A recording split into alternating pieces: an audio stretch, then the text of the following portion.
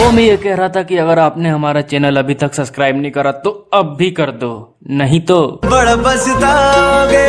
बड़ा पछताओगे।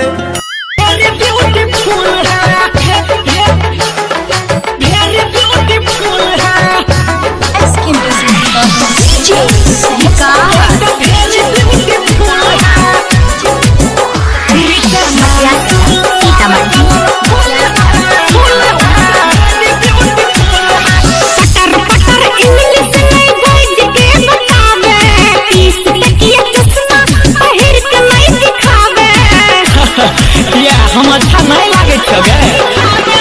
पटर पटर इंग्लिश में बैठ के बतावे पीस तकिया चश्मा पहिर के नहीं दिखावे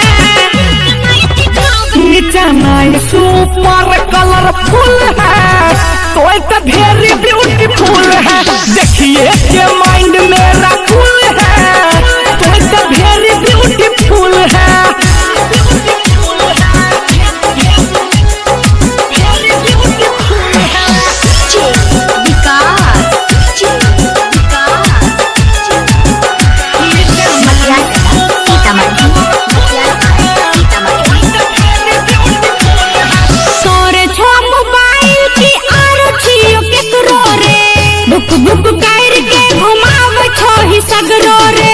दिल्ली का मैच ले लिए तोरे छो मोबाइल की आरथियो केकरो रे बुक बुक कर के घुमावे छो ही सगरो रे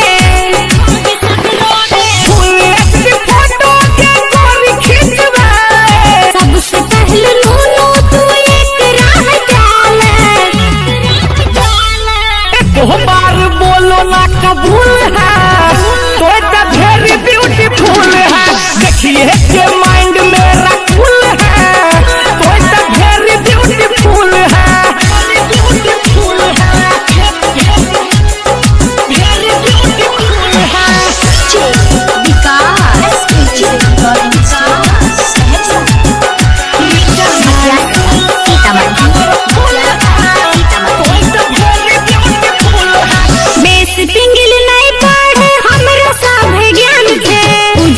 हम हीरो की तोहर पलान छे बेस सिंगल नहीं पढ़े हमरा सब ज्ञान छे तुझे छी हम हीरो की तोहर पलान छे याद बढ़ावे के तूने घटाए राकेश सलीम से तू पहले परियाले विलन वाला इंटीरियर फिजूल है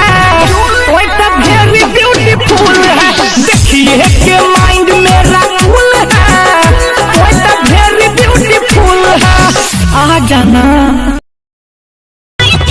नीचा नहीं सुपर कलरफुल है कोई तो वेरी ब्यूटीफुल है देखिए के